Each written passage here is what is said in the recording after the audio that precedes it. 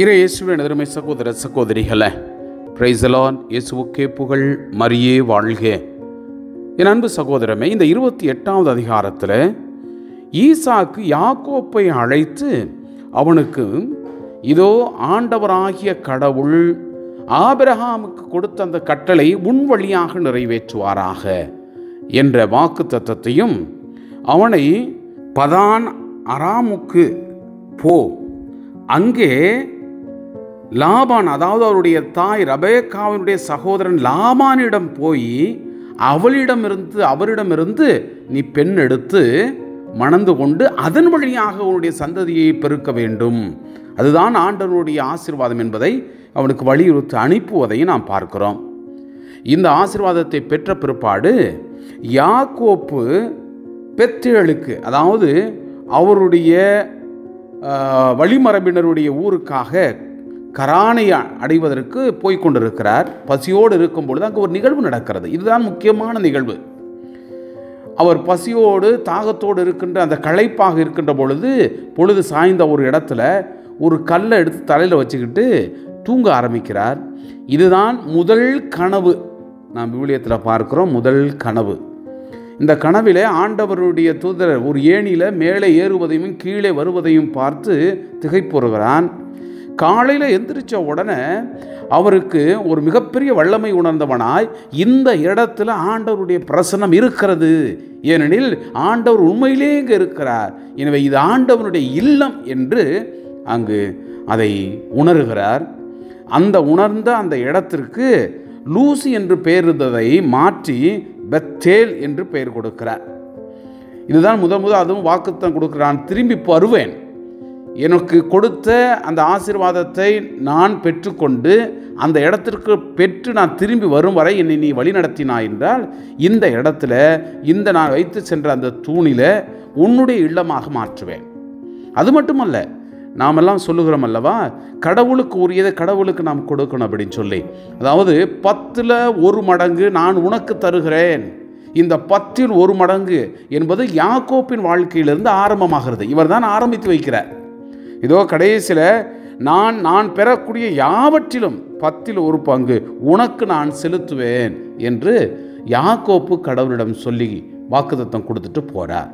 என் அன்பு சகோதர சகோதரிகளே, இந்த அதிகாரத்தில் ஆண்டவருடைய இல்லத்தினுடைய அந்த உணர்வு உள்ளவர்களாக, அதுதான் ஆலயமாக மாறுகிறது. எங்கெல்லாம் ஆண்டவருடைய பிரசன்னம் இருக்கிறதோ அங்கு ஆண்டவருடைய இல்லமாக ஊற்றெடுக்கும். நாமும் நம்முடைய ஆண்டவருடைய இல்லத்தை உணர்வோம். அவருக்கு முடிந்த அளவுக்கு அதாவது அவருக்கு உரியதை நாமும் கொடுக்க மனமுவர்ந்து வெளிவருவோம் என்ற எண்ணத்தோடு இந்த அதிகாரத்துக்கு நாம் செவிமடுப்போம். ஈசாக்கு யாக்கோப்பை அழைத்து அவனுக்கு ஆசி வழங்கி கட்டளையிட்டு கூறியது, நீ கானானிய புதல்வியருள் எவளையும் மணந்து கொள்ளாதே, புறப்பட்டு பதான் அராமுக்கு போய் உன் தாயின் தந்தையாகிய பெத்வேல் வீட்டிற்கு செல், அங்கு உன் தாய் மாமன் லாபான் புதல்வருள் ஒருத்தியை மணந்து கொள், எல்லாம் வல்ல இறைவன் உனக்கு ஆசி வழங்கி நீ பல இனங்களுக்கு தந்தையாகும்படி உன்னை பழுகி பெருக செய்வாராக. ஆபிரகாம் பெற்ற ஆசியை அவர் உனக்கு உன் வழிமரபினருக்கும் வழங்குவாராக. அதனால் நீ அந்நியனாய் வாழும் நாட்டை, அதாவது கடவுள் ஆபிரகாமுக்கு தந்த நாட்டை உரிமையாக்கி கொள்வாய். இவ்வாறு ஈசாக்கு யாக்கோப்பை அனுப்பி வைக்க அவனும் பதான் அராமுக்கு சென்று அரேமியரான பெத்துவேலினுடைய மகனும் யாக்கோப்பு ஏசாவின் தாய் ரெபெக்காவின் சகோதரனுமான லாபானிடம் வந்து சேர்ந்தான். ஈசாக்கு யாக்கோப்புக்கு ஆசி வழங்கி அவனை பதான் அராமில் மணம் முடித்து கொள்ளுமாறு அங்கு அனுப்பி வைத்தும், ஆசி வழங்குகையில் கானானிய பெண்ணிடம் பெண் எடுக்கக்கூடாது என்று கட்டளையிட்டதும், யாக்கோப்பு தன் தாய் தந்தைக்கு கீழ்ப்படிந்து பதான் அராமுக்கு சென்றதும் ஏசாவுக்கு தெரிய வந்தன.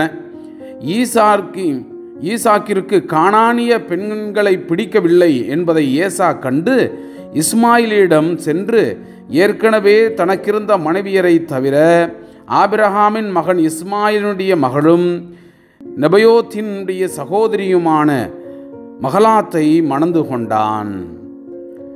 யாக்கோப்பு பெர்சேபாவிலிருந்து புறப்பட்டு கரானை நோக்கி சென்றான். அவன் ஓரிடத்திற்கு வந்தபோது கதிரவன் மறைந்து விட்டான். எனவே அங்கே இரவை கழிப்பதற்காக அவ்விடத்தில் கிடந்த கற்களில் ஒன்றை எடுத்து தலைக்கு வைத்து கொண்டு அங்கேயே படுத்துறங்கினான்.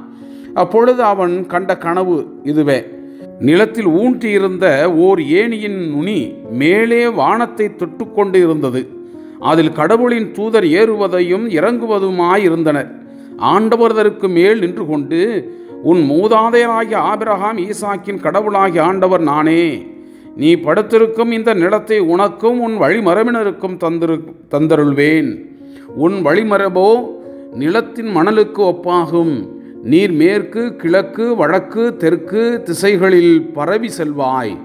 உன்னிலும் உன் வழிமரபிலும் மண்ணுலகின் எல்லா இனங்களும் ஆசி பெறுவன. நான் உன்னோடு இருப்பேன். நீ எங்கு சென்றாலும் உனக்கு நான் காவலாயிருந்து இந்நாட்டிற்கு உன்னை திருப்பி வரச் செய்வேன்.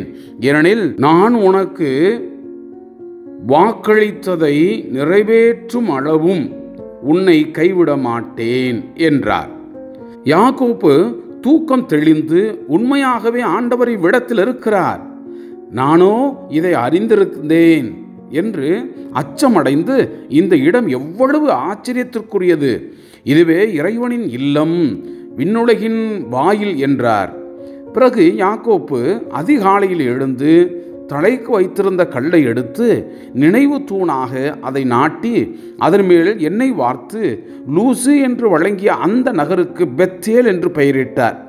மேலும் அவர் நேர்ந்து கொண்டது, கடவுள் என்னோடு இருந்து நான் போகிற இந்த வழியில் எனக்கு பாதுகாப்பளித்து உண்ண உணவும் உடுக்க உடையும் தந்து என் தந்தையின் வீட்டிற்கு நான் நலமுடன் திரும்ப செய்வாராயின் ஆண்டவரே எனக்கு கடவுளாக இருப்பார். மேலும் நான் நினைவு தூணாக நாட்டிய இந்த கல்லே கடவுளின் இல்லமாகும். மேலும் நீர் எனக்கு தரும் யாவற்றிலும் 1/10 உமக்கு செலுத்துவேன் என்றார். Praise the Lord. இயேசுவுக்கே புகழ். மரியே வாழ்க.